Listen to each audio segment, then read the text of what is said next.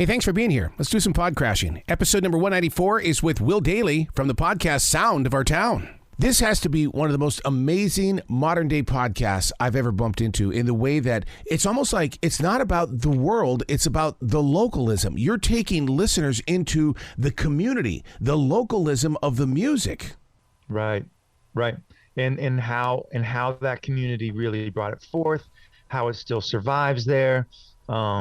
Like in the Asbury episode, it's a really important part of Bruce Springsteen's legacy, that out of the riots in Asbury Park in the 70s, he formed this integrated band. Yeah. From both sides of the tracks, and it's an important part of everything that he's done since. Isn't that kind of odd how music takes shape like that? It usually, comedians will always tell you that a great joke comes from sadness or a dark place. Music is no different. It comes from that one place where nobody wants to be, but I'm glad I was there. Yeah. And that place where you need to get to, like if it needs to get you dancing because you've been still too long, or you need to move your body. It gets you to that place where you need to be. It's interesting because we worry about all these things, but when we spend a lot of time with our streaming shows and our cues and all these things we want to do in life, the most ancient practice we have is live music. Yeah. That and sex and live music and eating, I guess.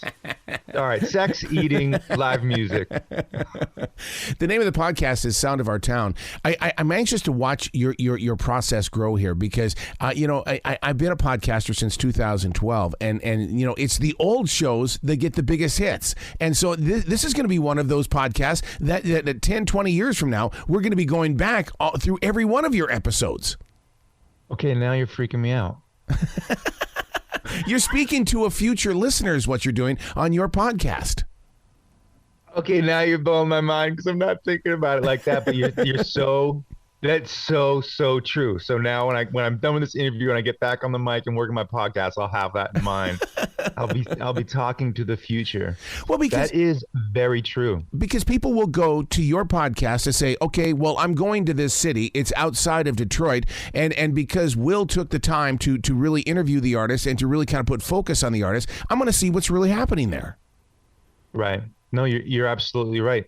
And it's been interesting for me because, I've been putting out songs for 15 years and putting out records and touring around. And when I dropped the first episode, I was like, it just feels different. Why is it? Oh, because this kind of is evergreen, and it goes and it goes and it goes and it exists, and it travels in that way you want your music to travel, where it's one person will tell the next person, oh, where are you going? You're going to Asbury Park? Well, listen to this. Listen to Sound of Our Town. Yep. They have an episode on Asbury Park.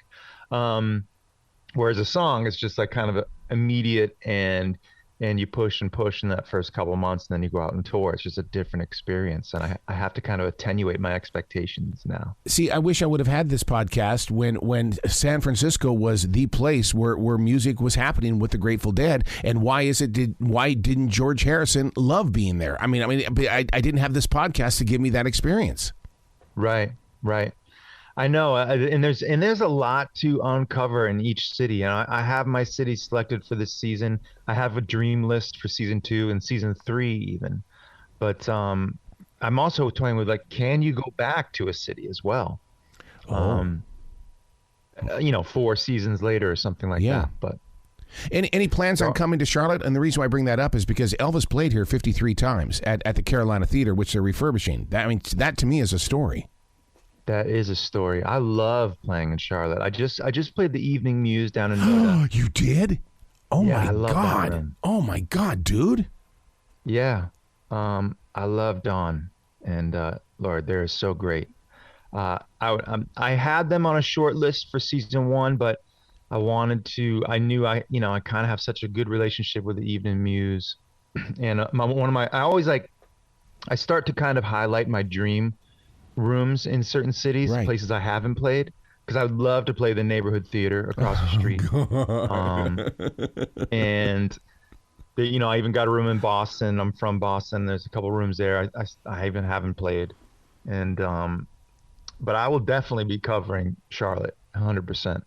Where did this idea for the podcast Sound of Our Town come from? Were you out on the road? I mean, because, podcasts are one of those things where you have to make a lifelong investment. Right. Okay, now you're freaking me out again. So I Double Elvis, who, puts it out, and they put out Disgraceland and 27 Club and all these great music podcasts. When my friend Jake Brennan put that out, I don't know, it was like 2017 or 18, he had a release party for the first 3 episodes in Boston and asked me to come play at it. So I played at it, and he's like, you ever have an idea, you let me know, you ever have an idea.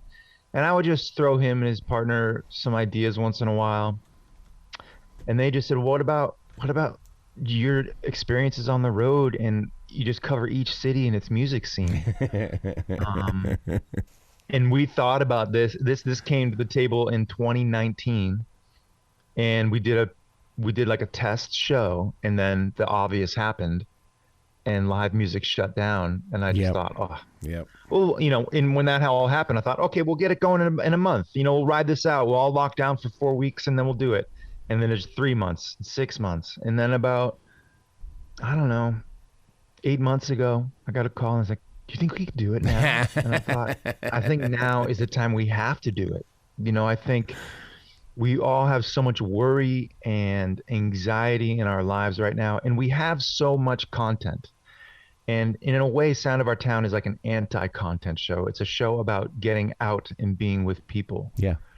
And not worrying about what we're going to stream that night or anything that is affecting our lives. When you get in a room with other human beings who you don't know, and you all engage with this sound, and your energy in that room then feeds the artists on the stage, you can almost work anything out after that. So I kind of believe in this show in even a bigger way than just a music and a travel show. Because I think this practice, like I said, this practice is ancient, and there's a reason for that. You're the inside sleeve of an album cover.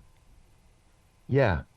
There you go. The city's album, the inside sleeve of a city's album cover. Yeah, because I mean, Charlotte compared to Gastonia, compared to Columbia. I mean, we may be in the same region, but the thing is, though, the music is different. I mean, here in the South, there's a thing called shagging, and now if I say that in England, they're going to think I'm talking about sex. But shagging is a huge thing here in the South, but yet it's not a big thing in other areas in the South. Right. Do you know what shagging is? Yeah, I know everyone. No, I don't. I mean, I just have that one thing in my mind right now. So I don't want to say I don't know what it is, but I don't know what your shagging is. But shagging is back in the 50s and 60s. A lot of people went to the beach to get their R&B, and that was the only place where they could. And so what they did is they called it beach music, and so they would get their R&B and stuff like that, and they created a dance around it. So it would flood back into cities like Charlotte, and they would go shagging. Oh. Okay, this is kind of ringing a distant bell. Yeah. But being connected to your exactly. I mean, being connected to your podcast. I mean that's what I love about what you're doing here. You are like a modern day Dick Clark, Casey Kasem, Wolfman Jack doing a show like this. Oh, thanks. I mean, again, you keep thrusting this like wonderful heavy responsibility on me. I love it because it's good because I'm gonna get back on the mic today to work on Atlanta, and oh my God, I'll be carrying this with me.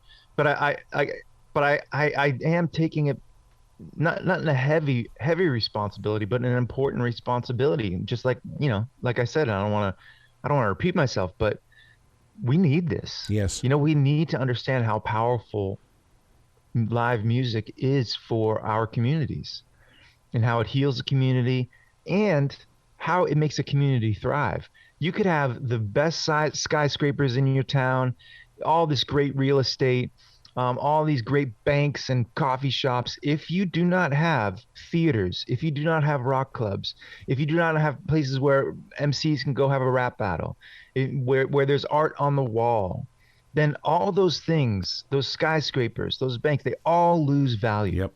And they will not survive. When you have people going out and engaging, then the restaurants are full, and the streets have everyone in a spirit of being alive.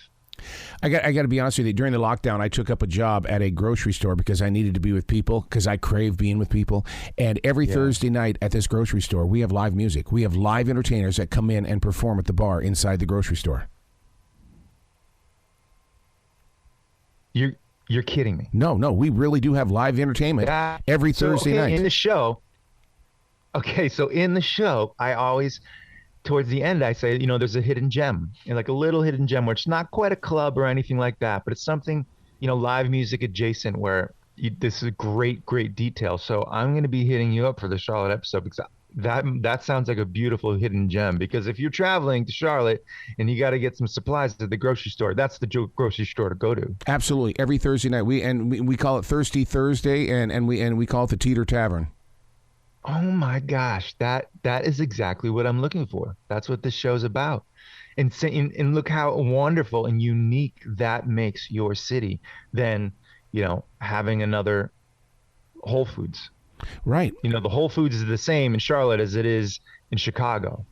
So, but you guys make it special. And for anybody coming to that town to be able to walk in there, it makes your trip and your time on Earth more special just to experience that than it would be to walk into the same copy and print, coffee shop. Right. You name it, whatever it is. And when we do that, we start to tell the story of who we are and where we are.